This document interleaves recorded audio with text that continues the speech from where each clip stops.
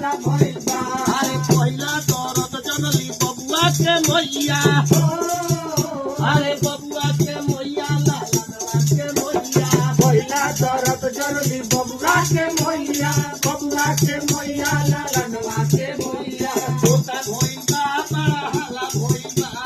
बेटा भइबा बड़ा जोर भइबा जब पहिले लालनवा तो भाई दुबारा को भैया बजेला पहिले लालनवा तो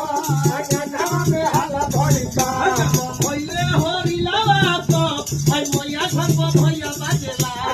पहिले लालनवा तो अंगनवा में हाला भइबा अरे हंस पखेला तो जई है इया के कोरावा